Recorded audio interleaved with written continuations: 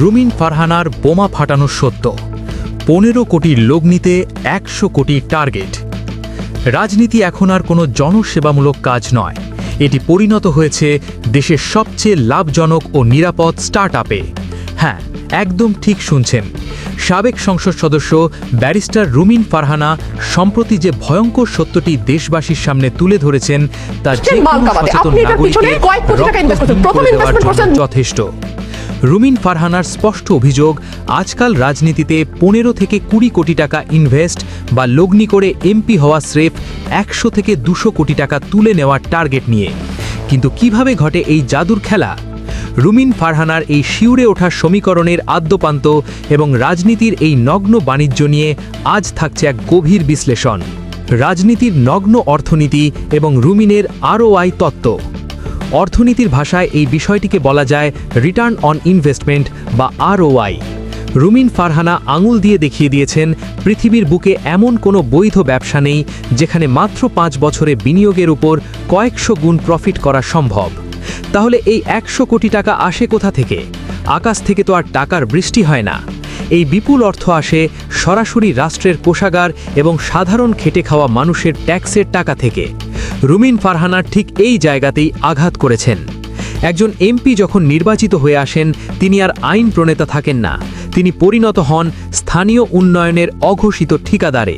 Syndicate, নিয়োগ বাণিজ্য ও লুটপাটের মহোৎসব।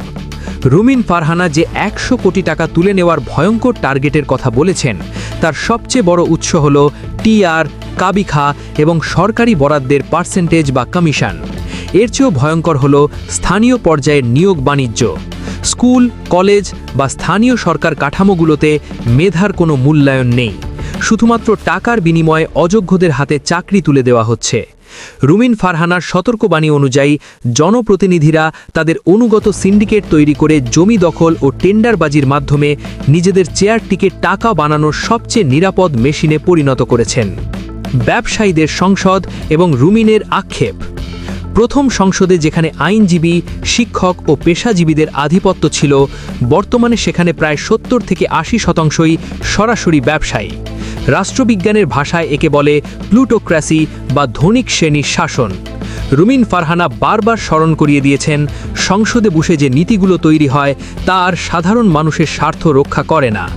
15 কোটি টাকা লগ্নি করে এমপি হওয়ার পর ব্যাংক থেকে বিনা জামানতে 1000 কোটি টাকা ঋণ নেওয়া এবং মেগা প্রজেক্টের দুর্নীতি হয়ে ওঠে এই ব্যবসায়ীদের মূল হাতিয়ার। বেগম পাড়ার অর্থনীতি ও পুঁজি পাচার। রুমিন ফারহানার এই সমীকরণের সবচেয়ে মর্মান্তিক দিকটি কি? রাজনীতির এই নগ্ন বাণিজ্যের মাধ্যমে আয় করার 100 কোটি টাকার 1 পয়সাও দেশের শিল্প কারখানা বা কর্মসংস্থানে বিনিয়োগ হয় না। এই কালো টাকাগুলো অত্যন্ত সুকৌশলে ওভার ইনভয়েসিংয়ের মাধ্যমে পাচার হয়ে যাচ্ছে কানাডার বেগমপাড়া, দুবাই বা সুইস ব্যাংকে।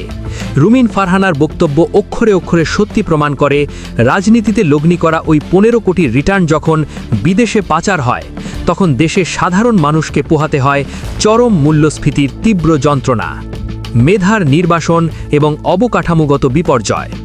রুমিন ফারহানার এই 15 কোটির ইনভেস্টমেন্ট তত্ত্বের কারণে আজ রাজনীতি থেকে মেধাবী এবং সৎ মানুষেরা সম্পূর্ণ নির্বাসিত। 15 লাখ টাকা খরচ করার সামর্থ্য আজ অনেক সৎ নেতার নেই। ফলশ্রুতিতে রাজনীতি চলে যাচ্ছে কালো টাকার মালিকদের হাতে।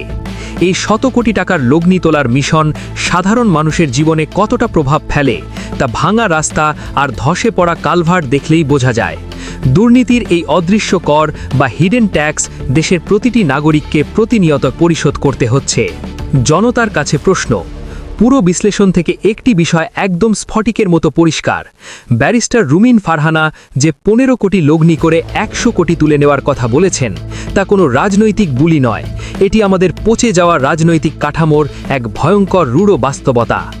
এখন আপনাদের কাছে সরাসরি একটি প্রশ্ন, রুমিন ফারহানার উন্মোচিত করা এই পলিটিক্যাল কালচার বা রাজনৈতিক সংস্কৃতি ভাঙার জন্য সাধারণ নাগরিক হিসাবে ঠিক কী ধরনের পদক্ষেপ নেওয়া উচিত বলে আপনি মনে করেন? আপনাদের অত্যন্ত ধারালো এবং যৌক্তিক মতামতগুলো নিচে কমেন্ট বক্সে লিখে জানান। দেশের রাজনীতির এমন সব ভয়ঙ্কর সত্য ও নিখুঁত তথ্য বিশ্লেষণ